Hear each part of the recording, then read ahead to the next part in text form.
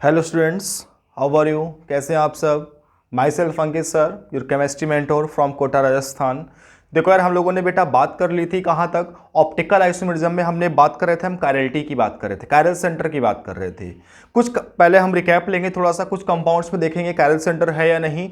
फिर हम आपको बताएंगे कि कैसा कंपाउंड कैसे पहचानेंगे कि ऑप्टिकल आइसोमर है या कैसे नहीं है। ठीक है, वो क्या क्या कंडीशन है ऑलरेडी बता चुका हूँ, लेकिन एक बार रिकैप दूंगा आपको। देखो जैसे बेटा एग्जाम्पल है आपके पास,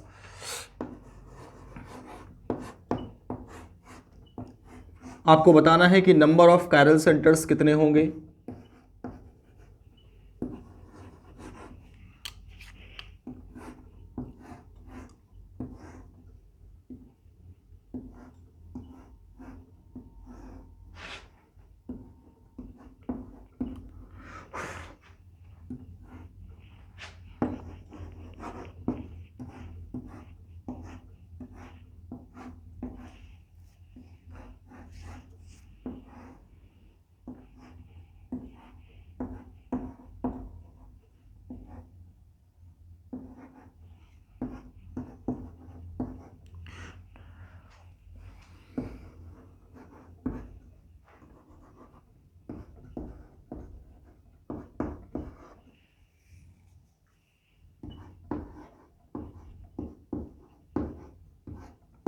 कंडीशंस आपको बता ही चुका हूँ कायरल सेंटर की।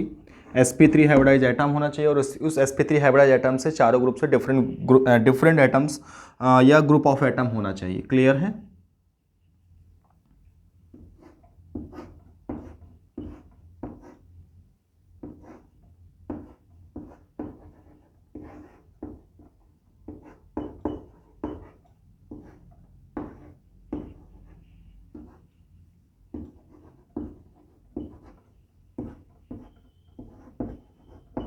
ठीक है, आपको बताना है इसमें नंबर ऑफ कायरल सेंटर्स किसमें कितने होंगे।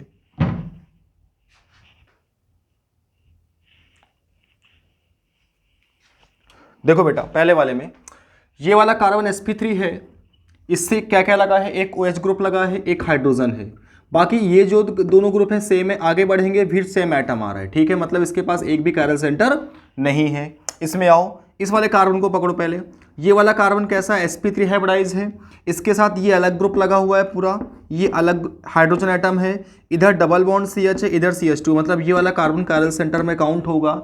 ऐसे ये वाला कार्बन भी क्या होगा? कार्बन कायरल सेंटर में काउंट होगा, और ये वाला कार्बन भी क्या होगा? कायरल सेंटर में काउंट होगा। मतलब इसमें कितने कायरल सेंटर होंगे? 3 कायरल सेंटर्स होंगे बेटा। कितने होंगे?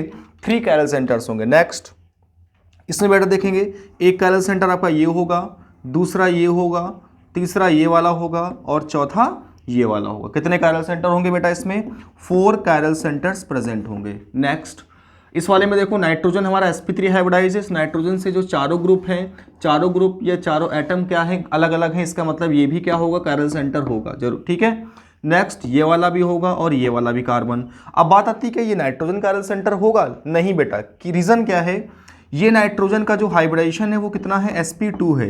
सर sp2 क्यों है सर? एक सिग्मा, एक 3 सिग्मा, एक लोन पेयर sp3 है? नहीं बेटा, क्योंकि यहाँ का जो लोन पेयर है ये रेजोनेंस में पार्टिसिपेट कर रहा है, और रेजोनेंस में जाने की वजह से ये इस लोन पेयर को हम कहाँ नहीं काउंट करेंगे? हाइब्रिडेशन में काउंट नहीं करते। मतलब कि अगर कोई इलेक्ट्रॉन रेजोनेंस में जा रहा है तो हाइब्रिडेशन में काउंट नहीं होता, अगर वो हाइब्रिडेशन में है तो वो रेजोनेंस में काउंट नहीं होता। ठीक है, अब बेटा बात ये आती है कि जरूरी नहीं कि किसी कंपाउंड में कायरल सेंटर हो तो वो ऑप्टिकल एक्टिव ही हो। अगर उस कंपाउंड में कोई भी सिमेट्री प्रेजेंट है अगर, तो उस कंपाउंड में कायरल सेंटर होने के बावजूद भी वो कंपाउंड कैसा हो जाएगा? ऑप्टिकली इनएक्टिव हो जाएगा। मेरी बात आपको समझ में आ रही होगी। मैं कहना यह चाह रहा हूं कि अगर किसी कंपाउंड में, अगर किसी मॉलिक्यूल में कायरल सेंटर प्रेजेंट है तो जरूरी नहीं है कायरल सेंटर के प्रेजेंट होने की वजह से उस पर क्या हो? वो ऑप्टिकली एक्टिव हो। ऑप्टिकली एक्टिव तभी होगा कायरल सेंटर की वजह से जब उसमें किसी टाइप की सिमेट्री नहीं होगी। ठीक है, अब हम बात करते हैं सिमेट्री की। ये सिमेट्री क्या चीज है, वो कैसे हम किसी मॉलिक्यूल में देखेंगे, उसकी बात करेंगे। आगे कंटिन्यू करते हैं, सिमेट्री की बात करते हैं। देखो बेटा, जो हमारे सिलेबस में है मेनली 3 टाइप की सिमेट्री है। कौन कौन सी? Plane of symmetry, centre of symmetry and axis of symmetry. देखो बेटा,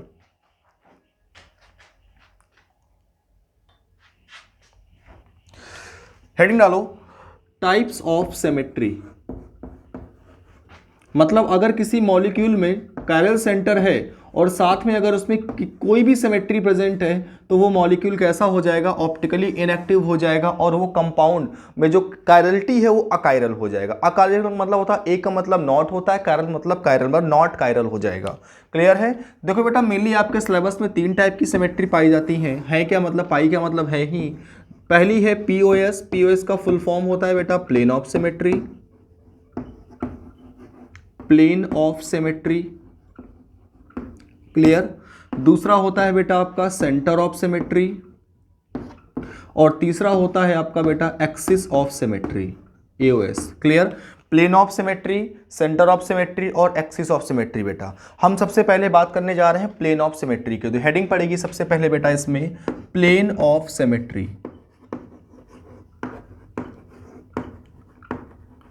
हम किसी कंपाउंड में या किसी मॉलिक्यूल में कैसे चेक करते हैं कि इसमें प्लेन ऑफ सिमेट्री प्रेजेंट है कि नहीं। देखो मेरी बात समझो, हम क्या करते हैं, उस मॉलिक्यूल में एक प्लेन डालते हैं, और प्लेन डालने के बाद हम ये देखते हैं कि जिस एक्सिस के अबाउट प्लेन डाला, उस एक्सिस के अबाउट जो कटेगा मॉलिक्यूल, उस कटने का जो दो पार्ट में कटेगा, और वो दोनों पार्ट जो होते हैं वो इक्वल हाफ में कन्वर्ट हो। मतलब जैसे ये है, मैं आपको दिखाऊं, ये जैसे मार्कर है, मार्कर को हमने 20 से कट किया, कट करने के बाद जो इधर का होगा हाफ पार्ट और इधर वाला हाफ पार्ट होगा, वो दोनों इक्वल होने चाहिए। कहने का मतलब है कि प्लेन ऑफ सिमेट्री तभी होगी जब किसी मॉलिक्यूल को हम कट करेंगे तो कट करने के बाद वो मॉलिक्यूल 2 इक्वल हाफ में कन्वर्ट हो, मतलब उसमें जो पार्ट हो कैसे हो, इक्वल हाफ हो, मतलब 2 इक्वल हाफ। ये बड़ी बात है, ध्यान रखना। 2 इक्वल हाफ का मतलब है जैसा लेफ्ट में वैसा ही राइट में, या जैसा टॉप पे वैसा ही बॉटम पे, जैसे मॉलिक्यूल कट करेंगे उसके बेसिस पे। देखो आपको मैं समझाता हूं एग्जांपल से आपको बेहतर समझ में आएगा। देखो बेटा, देखो जैसे एग्जांपल है,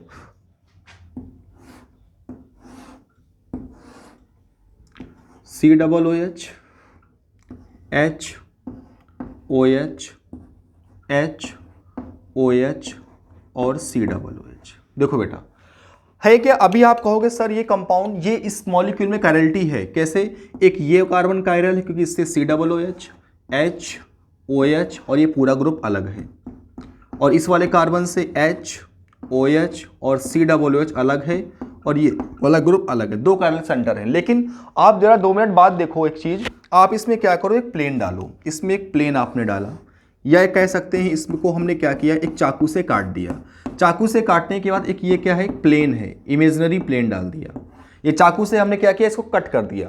जैसे कट किया बेटा आप देखोगे इसके ऊपर का पार्ट और इसके नीचे का पार्ट दोनों इक्वल हैं। जैसे अब देखो, जब इसको कट करोगे आप चाकू से, या किसी प्लेन कट करोगे इस प्लेन को, तो ऊपर COOH नीचे COOH, लेफ्ट में H राइट में OH राइट में OH, मतलब ये 2 इक्वल हाफ में कट हो गया। किस में कट हो गया बेटा, ये आपका 2 इक्वल हाफ में कट हो गया, और ये 2 इक्वल हाफ में कट होने की वजह से इसमें कौन सी सिमेट्री प्रेजेंट है बेटा, इसमें प्लेन ऑफ सिमेट्री क्या है, प्रेजेंट है। आई बात समझ में आपको, इसमें प्लेन ऑफ सिमेट्री प्रेजेंट है। अब ये जो कायरल सेंटर थे वो कैसे हो गए बेटा हमारे, वो हमारे अकायरल हो गए, और मॉलिक्यूल कैसा हो गया, ऑप्टिकली इनएक्टिव हो गया। कैसा हो गया बेटा हमारा मॉलिक्यूल, ऑप्टिकली इनएक्टिव हो गया। आई बात समझ में आपको बेहतरीन तरीके से बात मुझे लगता है समझ में आ गई होगी।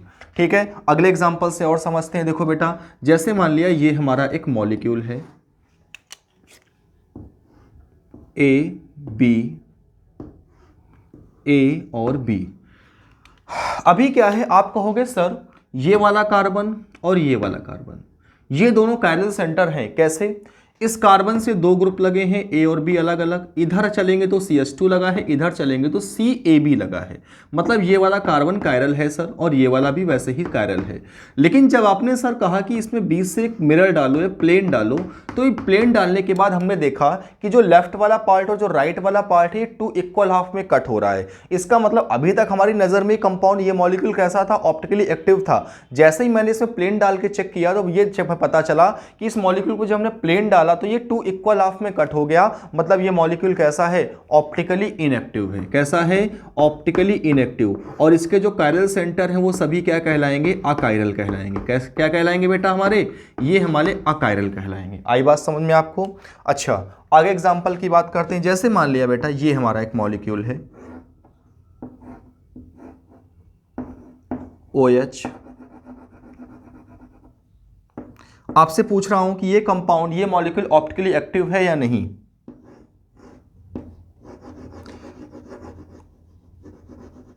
OH। Next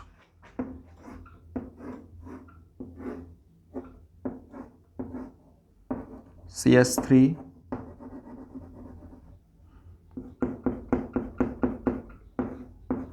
CS3,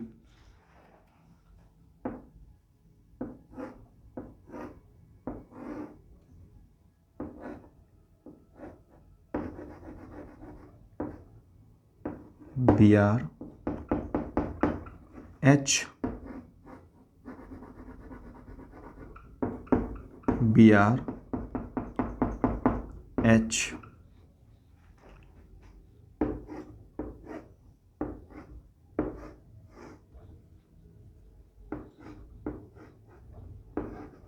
CS3, CS3। आपको बताना है कि ये चारों मॉलिक्यूल ऑप्टिकली एक्टिव हैं या ऑप्टिकली इनएक्टिव हैं। चलो इससे बात करते हैं। इसमें बेटा आप एक प्लेन डालोगे, जब आपने मान लो ये प्लेन डाला, आपने एक ये प्लेन डाला, जब आपने ये प्लेन डाला तो ये देखा कि दोनों OH का जो प्लेन है वो सेम है, मतलब दोनों कहाँ हैं, अपवर्ड द प्लेन है, तो दोनों क्या कर जाएंगे, सुपर इम्पोज कर जाएंगे। सुपर इम्पोज करने की वजह से क्या हो जाएंगे, मतलब ये जो इक्वल हाफ है दोनों इक्वल हाफ में कट हो रहा है, मतलब जो इस प्लेन के इधर वाला पार्ट और इधर वाला पार्ट बिल्कुल एग्जैक्ट सेम है। इसका मतलब कंपाउंड कैसा है बेटा, ये हमारा मॉलिक्यूल कैसा है, ये हमारा molecule my dear optically inactive है। कैसा है बेटा हमारा ये मॉलिक्यूल, ऑप्टिकली इनएक्टिव है। क्लियर है बात। अब चलो इससे बात करते हैं। अब आप इसको इक्वल हाफ में कट करो। जब आपने इसको इक्वल हाफ में कट किया तो आपने ये देखा कि जो लेफ्ट नीचे ये वाला पार्ट और ये वाला पार्ट दोनों अलग अलग है। क्यों, इससे जो इस कार्बन से जो CS3 लगा है वो अपवर्ड द प्लेन है और इससे CS3 लगा बिलो द प्लेन है। अब भाई ये ऊपर इसकी इमेज आ रही, इसकी नीचे इमेज जा रही, मतलब ये दोनों सुपर इम्पोज नहीं कर रहे। अब जो सुपर इम्पोज भी नहीं कर रहे और ये इक्वल हाफ में भी नहीं, इसका मतलब ये कैसा होगा, ये हमारा मॉलिक्यूल ऑप्टिकली एक्टिव होगा। कैसा होगा, ये वाला मॉलिक्यूल हमारा ऑप्टिकली एक्टिव होगा। अब यहां पे देखो, यहां से हमने एक प्लेन डाला, यहां से जब हमने एक प्लेन डाला तो ये पता चला कि इधर वाला जो इक्वल हाफ, इधर वाला पार्ट और इधर वाला पार्ट, लेफ्ट और राइट दोनों पार्ट क्या है, इक्वल हाफ में कन्वर्ट। क्यों, इस कार्बन से Br कहाँ है, अपवर्ड द प्लेन है, हाइड्रोजन कहाँ है, बिलो द प्लेन। इधर आए, इधर देखा हमने, इस कार्बन से Br कहाँ पर है, अपवर्ड द प्लेन है और H कहाँ है, बिलो द प्लेन है, मतलब दोनों इक्वल हाफ में कट हो रहे हैं। इसका मतलब ये भी कैसा होगा बेटा हमारा, ऑप्टिकली इनएक्टिव होगा। कैसा होगा, ऑप्टिकली इनएक्टिव होगा। आई बात समझ में आपको। चलिए इसकी बात करते हैं। आपने क्या किया, यहां से एक प्लेन डाल दिया, इसमें यहां से आपने प्लेन डाला, देखा कि दोनों CS3 कैसे हो रहे हैं, आपस में सेम प्लेन पर ही ये दोनों क्या कर जाएंगे, सुपर इम्पोज कर जाएंगे। इसका मतलब ये भी कैसा होगा बेटा हमारा, ये भी हमारा ऑप्टिकली इनएक्टिव होगा। आई होप आपको प्लेन ऑफ सिमेट्री अच्छे समझ में आ गई होगी। ठीक है बेटा, आप जल्दी से नोट करो, आगे हम और एग्जाम्पल की बात करते हैं। नोट करो,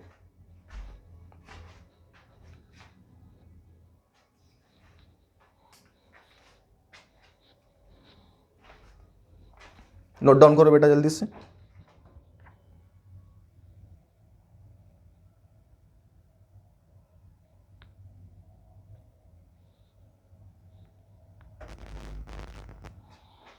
नेक्स्ट एग्जांपल देखो, आपको बताना है इसमें प्लेन ऑफ सिमेट्री होगी कि नहीं होगी। Cl, Cl और Cl, और इसमें कितने कायरल सेंटर होंगे। देखो सबसे पहले बात, अगर हम कायरल सेंटर की बात करें तो इसमें एक भी कायरल सेंटर नहीं होगा। क्यों नहीं होगा, देखो इस वाले कार्बन की बात करो, इस वाले कार्बन से देखो एक ये क्लोरीन है, जब ये अपवर्ड द प्लेन तो बिलो द प्लेन सिंपल सी बात है हाइड्रोजन होगा 2। इधर चलेंगे तो बेटा हमें क्या मिलेगा, CHCl, और इधर भी चलेंगे तो हमें क्या मिलेगा, CHCl। इसका मतलब ये सेंटर कायरल नहीं हुआ। एज इट इज यहाँ भी होगा, एज इट इज यहाँ भी होगा, मतलब इसके पास एक भी कायरल सेंटर ही नहीं है। और साथ साथ में क्या है बेटा, जब हम इसको कट करेंगे टू इक्वल हाफ में तो दोनों पार्ट कैसे होंगे, इक्वल हाफ में कट होंगे। मतलब कहने का मतलब है इसके पास पहली बात तो कायरल सेंटर भी नहीं है और दूसरी बात कैसा है हमारा, ऑप्टिकली इनएक्टिव मॉलिक्यूल है। कैसा है, ऑप्टिकली इनएक्टिव मॉलिक्यूल। अगले एग्जांपल की बात करते हैं। चलो इसी में, जैसे मान लिया हमने यहां पर फ्लोरीन ले लिया, क्लोरीन और क्लोरीन। चलो अब बात करते हैं कितने कायरल सेंटर हैं। इस वाले कार्बन की बात करें तो इस कार्बन से हमारा क्या लगा है, एक तो Cl लगा है अपवर्ड द प्लेन, दूसरा हमारा हाइड्रोजन बिलो द प्लेन। इधर चलेंगे तो हमें मिलेगा CHF, इधर मिलेंगे CHCl, मतलब एक कायरल सेंटर ये हो गया, दूसरा ये हो गया। ये क्यों नहीं होगा कि इससे ये दोनों ग्रुप कैसे लगे हैं, सेम लगे हैं, ये दोनों ग्रुप कैसे हैं, सेम लगे हुए हैं। क्लियर? तो दो कायरल सेंटर होंगे, लेकिन अगर हमने इसमें क्या किया, बीच से प्लेन डालेंगे तो दोनों इक्वल हाफ में कट हो जाएंगे। इक्वल हाफ में कट होने की वजह से इसमें क्या प्रेजेंट होगी बेटा, इसमें प्लेन ऑफ सिमेट्री प्रेजेंट होगी, और कंपाउंड कैसा हो जाएगा, मॉलिक्यूल हमारा ऑप्टिकली इनएक्टिव हो जाएगा। कहने का मतलब इतना है बेटा मेरे कि अगर जरूरी नहीं कि कायरल सेंटर की वजह से हमारा मॉलिक्यूल ऑप्टिकली एक्टिव हो, नहीं बेटा, उस मॉलिक्यूल में कायरल सेंटर के साथ साथ कोई सिमेट्री नहीं होनी चाहिए, क्योंकि अगर सिमेट्री ही प्रेजेंट हो जाएगी तो मॉलिक्यूल हमारा कैसा हो जाएगा, ऑप्टिकली इनएक्टिव हो जाएगा, क्योंकि वो सुपर इंपोजिबल हो जाएगा। और आपको पता है बेहतरीन तरीके से कि ऑप्टिकली एक्टिव होने के लिए सुपर इंपोज होना जरूरी नहीं है। क्या होना जरूरी है, non superimposable mirror image होनी चाहिए। मतलब जब हम मॉलिक्यूल को बीच से कट करेंगे तो उसके जो इक्वल हाफ ना होकर नॉन इक्वल होने चाहिए, मतलब सुपर इंपोज नहीं करना चाहिए। क्लियर है? ये तो बात थी प्लेन ऑफ सिमेट्री की। अब हम आगे बात करने जा रहे हैं कि सेंटर ऑफ सिमेट्री कैसी होती है। देखो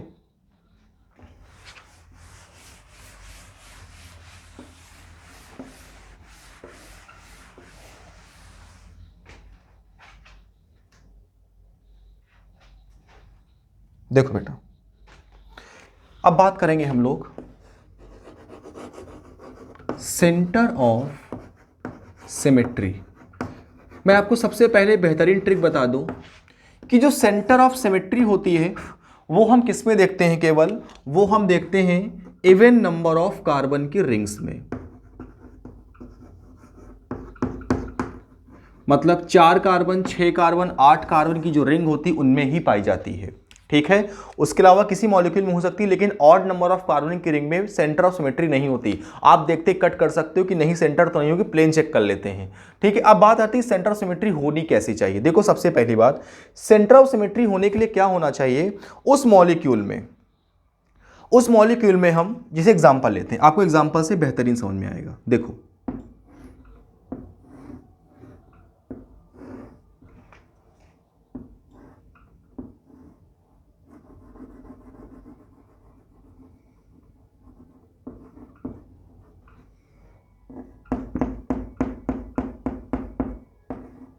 अभी हमने एग्जांपल ये वाला लिया था, मैंने बताया था ये ऑप्टिकली एक्टिव होगा, लेकिन नहीं बेटा, ये ऑप्टिकली इनएक्टिव होगा। वहां मैंने एक्टिव क्यों बताया था, रीजन बताने का ये था कि मैंने वहां पर आपको सेंटर ऑफ सिमेट्री के बारे में नहीं बताया था। अब उस कंपाउंड को क्या लिख लेना, ऑप्टिकली इनएक्टिव क्यों होगा। देखो रीजन क्या है। देखो बेटा, हम क्या करते हैं सेंटर ऑफ सिमेट्री के लिए, हमें क्या करते हैं, उस मॉलिक्यूल के सेंटर पर खड़े होते हैं। सेंटर पर खड़े होकर के हम क्या चलते हैं, एक डायरेक्शन में चलते हैं x डिस्टेंस, और हमें एक मॉलिक्यूल मिलता है।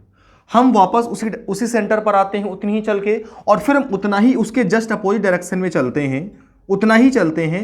तो हमें क्या मिलना चाहिए, सेम मॉलिक्यूल जो उधर लगा था वही अपोजिट प्लेन पर होना चाहिए। बस इतना याद रखो, अगर ये सेम प्लेन पर होगा तो सेंटर ऑफ सिमेट्री नहीं होगी। क्या, सेंटर से अपोजिट डायरेक्शन में अपोजिट प्लेन पर मॉलिक्यूल होना चाहिए, तभी सेंटर ऑफ सिमेट्री प्रेजेंट होगी। तो ये ऐसा है यहां पर, इसका मतलब यहां पर क्या प्रेजेंट होगी, COS प्रेजेंट होगी, लेकिन POS प्रेजेंट नहीं होगी, क्योंकि जब आप इसको इक्वल कट करोगे तो दोनों से पर इंपोज नहीं करेंगे। आई क्लियर है बेटा आपको? देखो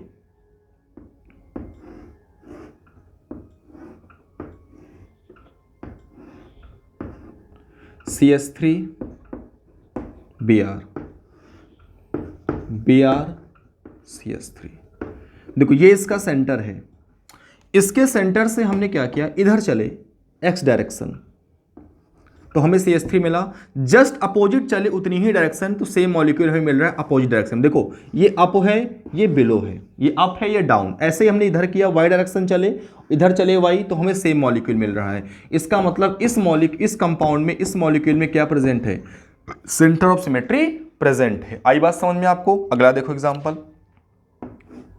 बस ये याद रखना, 4 कार्बन, 6 कार्बन, 8 कार्बन, मतलब इवन नंबर ऑफ कार्बन की रिंग में सेंटर ऑफ सिमेट्री होती है। बट ऑड कार्बन जैसे 3 कार्बन, 5 कार्बन, 7 कार्बन की रिंग में सेंटर ऑफ सिमेट्री नहीं होती है। मैं आपको सीधा डायरेक्ट ट्रिक बता रहा हूं जो कि आपको बहुत काम आएगी।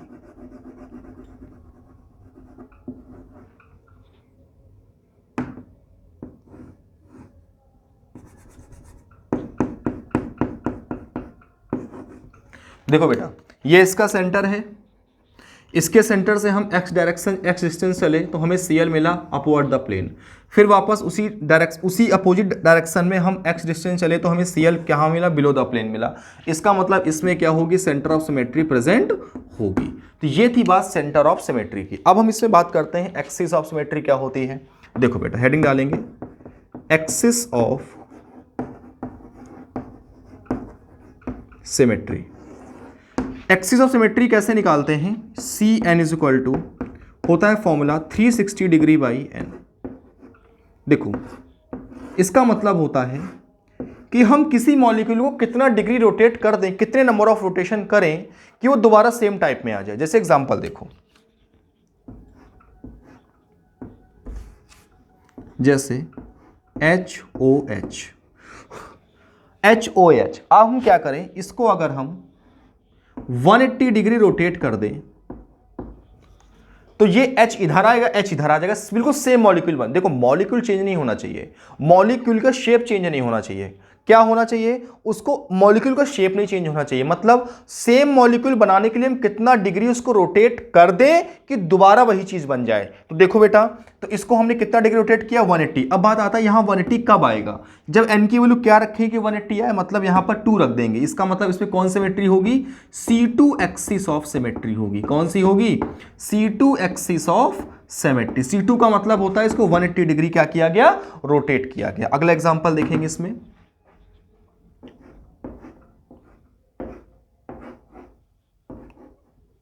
OH OH। अब देखो हम क्या करें, ऐसा क्या रोटेट करें कि दोनों चेंज हो जाए। मतलब कि इसको हम कितना करें, देखो इसका सेंटर से का एंगल कितना होता है 60। मतलब अगर हम इनको 60 डिग्री रोटेट कर दें तो ये OH यहाँ, ये OH यहाँ आएगा, सेम प्लेन पे रहेगा, मॉलिक्यूल चेंज नहीं होगा। अब बात आती है 60 कब होगा, यहाँ पर कितना कब होगा 60, तो भैया 6 रखोगे तो 60 आ जाएगा। मतलब यहाँ पर कौन सिमेट्री होगी, C6 एक्सिस ऑफ सिमेट्री होगी। कौन सी, C6 axis of symmetry present होगी। आई बात समझ में आपको, बहुत बेहतरीन ट्रिक बता रहा हूं माय डियर, कहीं नहीं मिलने वाला। कितने भी लेक्चर्स ढूंढ लो, कुछ भी ढूंढ लो, जो आपको मैं बता रहा हूं ना भाई साहब बेटा, नहीं मिलने वाली कहीं ये चीज। इतने शानदार तरीके से, इतने इजी वे में कोई नहीं बता पाएगा, उस लेवल तक पहुंच ही नहीं पाएगा यार माय डियर। कोई नोट करो,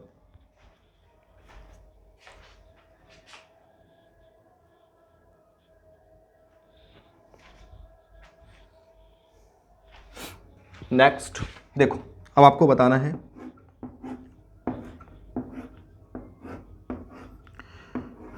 देखो जैसे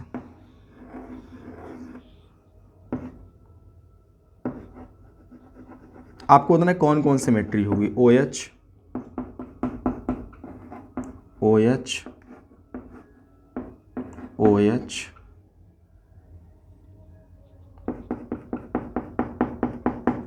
OH। देखो इन दोनों के बीच का एंगल कितना है 120 और इसका एंगल कितना है 180। जब इसको हम इन दोनों को 180 डिग्री रोटेट करेंगे तो ये OH यहाँ, ये वाला OH यहाँ आएगा, कोई चेंज नहीं होगा। इसका मतलब अब बात आती है 180 कब आएगा, जब इसमें कितना 2 रखोगे, तो इसमें C2 एक्सिस ऑफ सिमेट्री भी है। चलो इन दोनों को हम 120 डिग्री रोटेट करेंगे तो ये OH यहाँ और ये वाला OH कहाँ आएगा, यहाँ पे आ जाएगा। अब 120 कब आएगा, जब यहाँ पर कितना रखोगे, यहाँ पर बेटा वो यहाँ पर कितना रखोगे 120 लाने के लिए, यहाँ पे रखोगे क्या कहते हैं 3 रखोगे। इसका मतलब इसमें कौन सिमेट्री होगी, C3 भी होगी। मतलब C2 एक्सिस ऑफ सिमेट्री भी होगी और C3 एक्सिस ऑफ सिमेट्री भी इसमें प्रेजेंट होगी। अच्छा देखो example next, CS3 CH double bond C CS3 और H। हम क्या करें, इसको एक्स एक्सिस के अबाउट 180 डिग्री रोटेट कर दें तो 180 जैसे ही करोगे तो ये CS3 इधर आएगा, H इधर जाएगा, CS3 इधर, H इधर आएगा। मतलब कहने का कि 180 का मतलब कौन सिमेट्री होगी इसमें, C2 एक्सिस ऑफ सिमेट्री क्या हो जाएगी इसमें प्रेजेंट होगी। आई हो आपको बात समझ में आ गई होगी यार, इससे बेहतरीन तरीके से कोई आपको नहीं समझा सकता यहाँ पर, क्लियर है ना। तो ये आपकी थी एक्सिस ऑफ सिमेट्री या सेंटर ऑफ या प्लेन ऑफ सिमेट्री। मेन मुद्दा कहने का इतना है कि भाई साहब जरूरी नहीं कि कायरल सेंटर होने की वजह से मॉलिक्यूल हमारा क्या हो, कायरल हो, सॉरी कायरल सेंटर होने की वजह से मॉलिक्यूल हमारा ऑप्टिकली एक्टिव हो। कायरल सेंटर के होने के साथ साथ ये जरूरी होना चाहिए उस मॉलिक्यूल में कि कोई सिमेट्री प्रेजेंट ना हो, क्योंकि अगर सिमेट्री प्रेजेंट होगी बेटा तो वो मॉलिक्यूल हमारा ऑप्टिकली इनएक्टिव हो जाएगा कायरल सेंटर होने के बावजूद भी।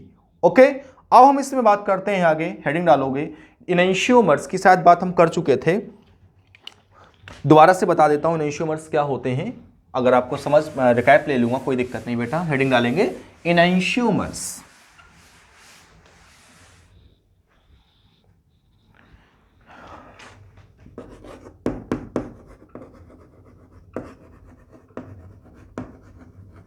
इनैंशियोमर्स क्या होते हैं? देखो इनैंशियोमर्स क्या होते हैं, ये वो कंपाउंड्स होते हैं जो कि ऑप्टिकली एक्टिव होते हैं। क्यों? क्योंकि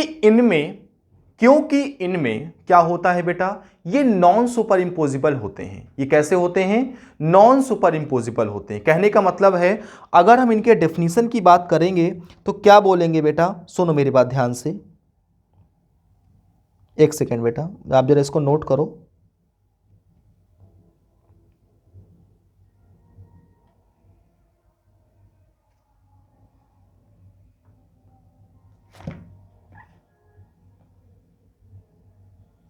देखो अगर हम बात करें इसकी इनैंशियोमर्स की, तो क्या बोलेंगे, those compound which are optically active and non superimposable mirror image. मतलब वो कंपाउंड जो कि ऑप्टिकली एक्टिव होते हैं और कैसे होते हैं, non superimposable mirror image बनाते हैं। कहने की बात है, ये कैसे होते हैं, इनकी जो इमेज होती कैसी होती है, नॉन सुपर इंपोजिबल होती है। कहने का मतलब है ये कैसे होते हैं, ये इक्वल हाफ में कट नहीं होते। दूसरा, ये कैसे, देखो नॉन सुपर इंपोजिबल है, इसका मतलब सिंपल सा बात है, कैसे होंगे ये, ऑप्टिकली एक्टिव होंगे। कैसे होंगे बेटा, ये हमारे ऑप्टिकली एक्टिव होंगे। ठीक है ना। जैसे एग्जांपल की हम बात करें कि ये कंपाउंड हमारे ऑप्टिकली एक्टिव है कि या इनैंशियोमर्स हैं कि नहीं, चलो देखते हैं।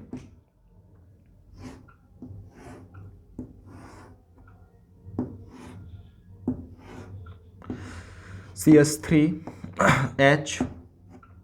HCS3,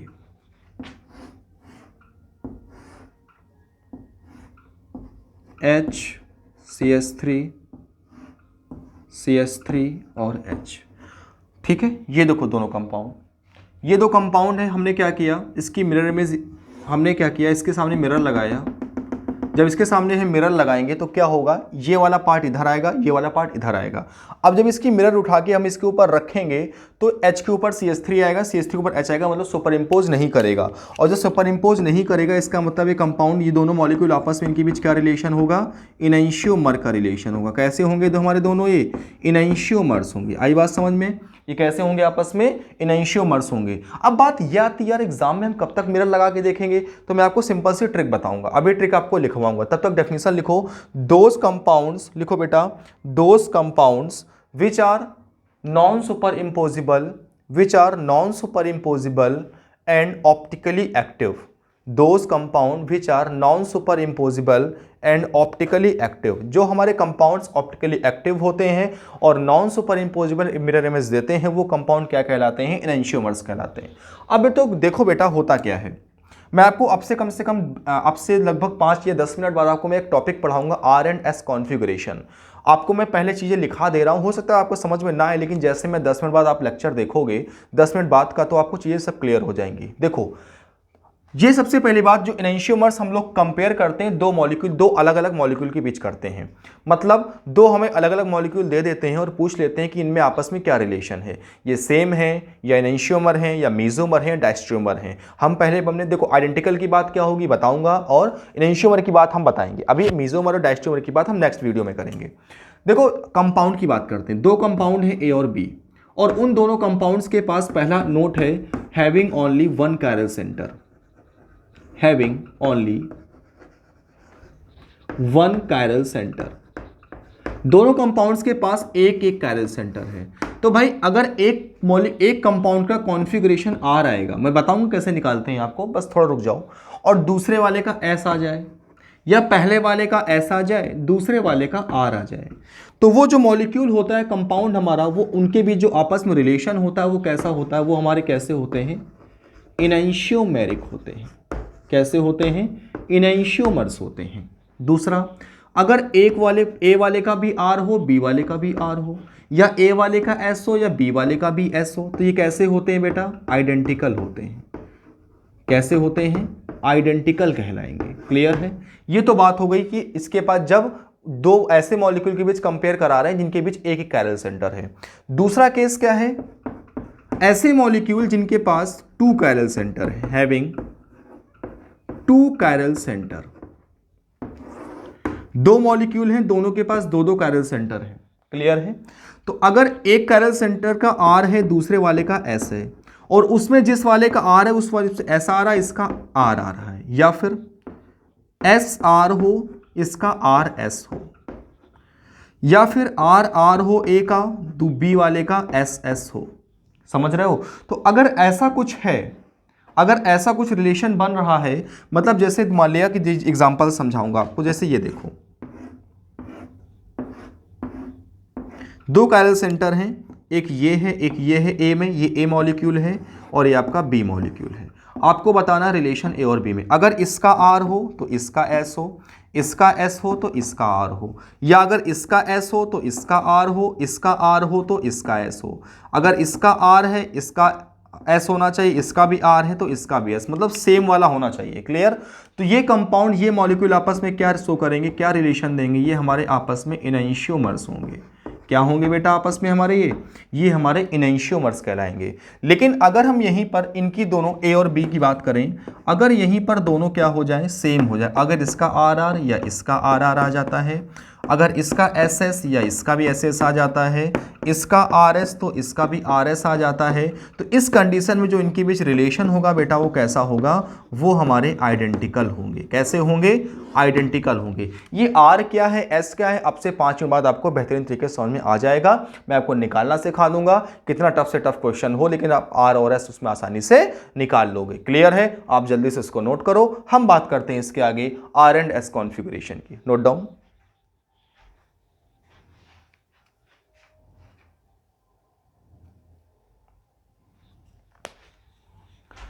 ठीक है बेटा, हमने आज यहां तक बात किया। अब हम आगे वाली नेक्स्ट वीडियो में बात करेंगे R एंड S कॉन्फ़िगरेशन की, डिटेल में बात करेंगे क्योंकि 2-2 प्रोजेक्शन में बात करनी है। ठीक है, तब तक के लिए गुड लक, अच्छे से पढ़ना है, मेहनत से पढ़ना है, स्माइल करते हुए पढ़ना है। Okay, thank you to everyone.